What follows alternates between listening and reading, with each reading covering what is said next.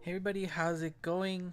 We've got a new update here. 10.4 has dropped, and there's a bunch of good quality of life updates, as well as the Doraemon Collab, which you see in the back. There is going to be news later tonight.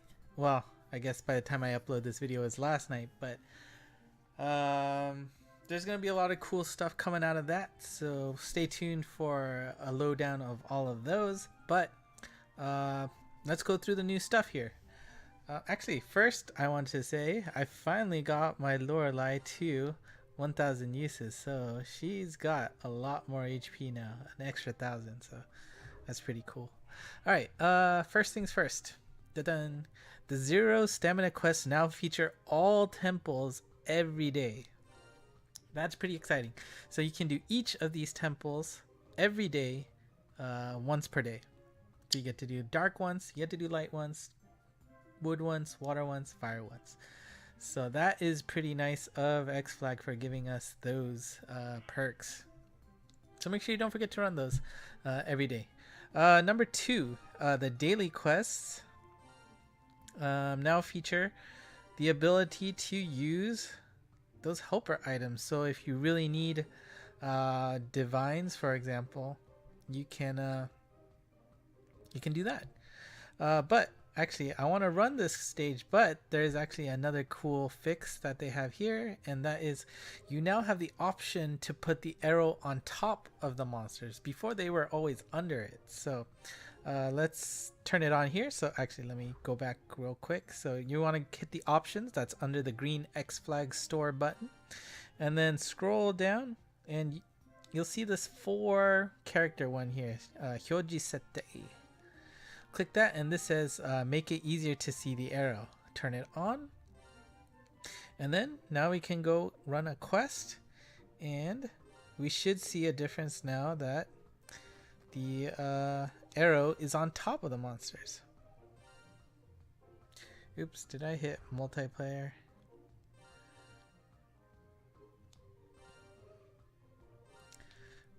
Alright, let's go. So now this really helps on stages where it gets, really crowded. There's a lot of monsters. You want to try and see if you get that pinch or not, but you really can't tell because that arrow is under everything.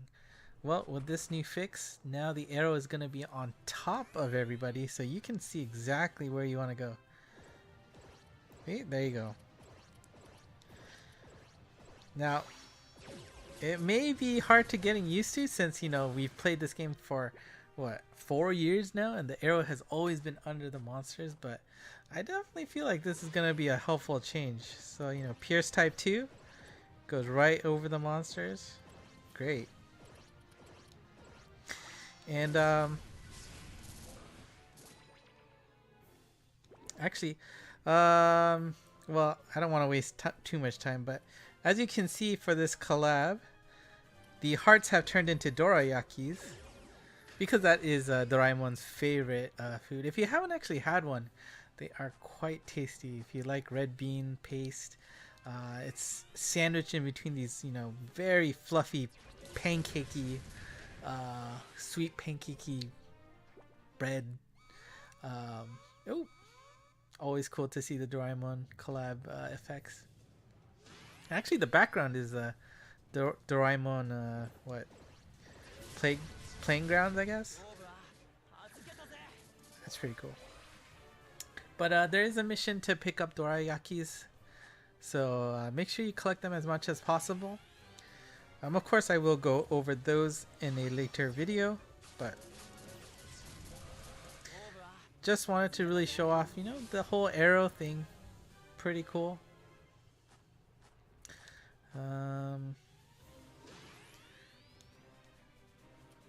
See, I mean, like, before it was under, but now, oh no, don't kill it. Great. 2 more dorayakis. And so just in case you're not 100% sure if you remember how it looked, this is the example video or example image that they gave on the news page. So as you can see on the left is before, where the arrow is under Bastet, but now you can make sure that that arrow goes on top of her.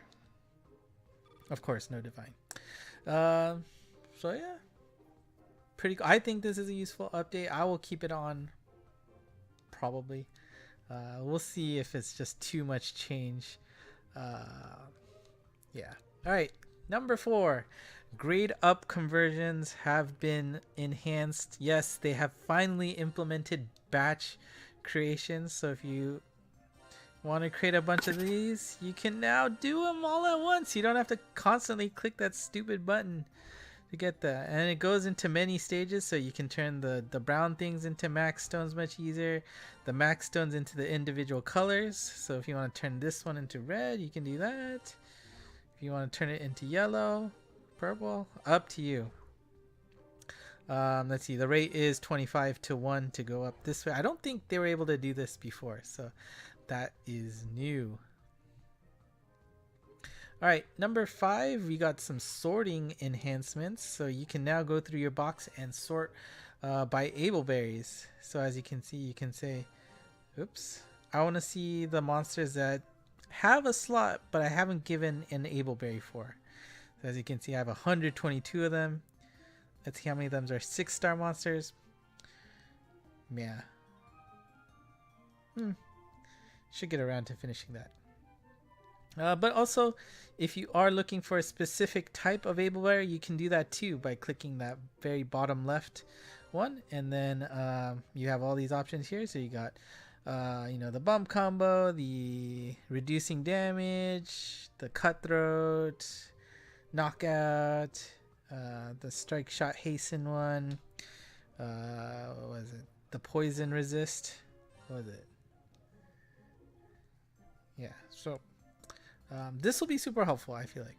Of course, it might be a little difficult if you don't know Japanese how to translate it, but I'm sure there will be some handy guys out there to help you out there. Or just ask.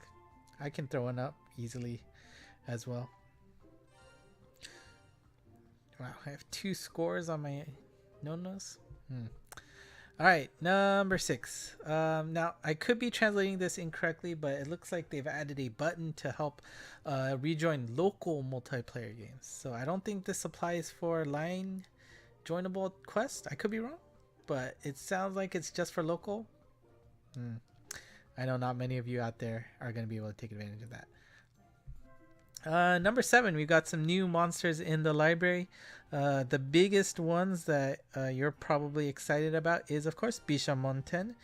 Actually, I don't know. I felt like Bishamonten Kai might be more fun to play than Bishamonten herself. But let's see if we can find her real quick. There you go. Bishamonten is now available for play here. But I think the biggest surprise was seeing Muramasa and Murasame in the list, because those are pretty annoying ticket quests. And now the fact that you can play them at any time, for those who were really wanting to max luck them, now's your chance. And for those of you who did go through the pain, waiting for those quests to come back, hoping to get the right tickets, and then maybe passing the stage. I mean, those quests were rough back then. Where are you, Murasame? Well, she's here somewhere. Oh no, she's the dark one, huh? Murasame. There you are. So yeah, you can now take those on in the library. Pretty cool. Number 8, there's a little bit of UI cleanup here. As you may have noticed, the stages here have gotten pretty big. So there's this new radar icon here, and all of your ticket quests will be in there. So don't worry, they haven't disappeared. They're just tucked away here. And if there are area quests, if you're in Japan, those will also be tucked away here. So don't forget, or don't be scared about losing your tickets. Number 9, there's a little bit of gacha page cleanup here. Basically, there's this button here which allows you to see the percentages of the chances of getting certain monsters. It'll be listed here rather than having to go through that whole description page, which was normally here and somewhere towards the end. So at least that's a little bit helpful from a UI point of view. And number 10, last but not least, is for those of you who have the Mon Pass, they have changed up the timing in which you get the rewards. So before, let's say you bought it on January 1st, 10 a.m., you actually wouldn't get your item unless you logged in after February 1st, 10 a.m. And then you would get your Insta Transcend item. And then April 1st, after 10 a.m., you would get your free gacha pull. Sometimes if you actually logged in a little bit too early, it wouldn't have marked it being 3 full months. You had to actually wait another day. And I know a lot of people were annoyed with that online. But now, as you can see, that refresh time is 4 a.m., which is when the date rolls over in Monster Strike Land. So that confusion should be gone now. So for those of you who have the Mon Pass, I'm sure that is a great thing. And that is it. I'd like to remind those of you in the States that daylight savings is this weekend. So Japan does not observe daylight savings. So make sure you adjust your times accordingly. If we are moving forward just in time, just keep in mind that everything will be an hour later than usual. I hope that's right. But just, bottom line is be careful of the timing and make sure you're aware of the differences after this following Sunday. So that's it for the 10.4 news. That took a little bit of time, I think. Probably because I played a full quest in there. But hope it was helpful. If you have any questions, please feel free to post in the comments. I'll be more than happy to help you out. And again, thank you for watching until the end, and until next time, bye bye.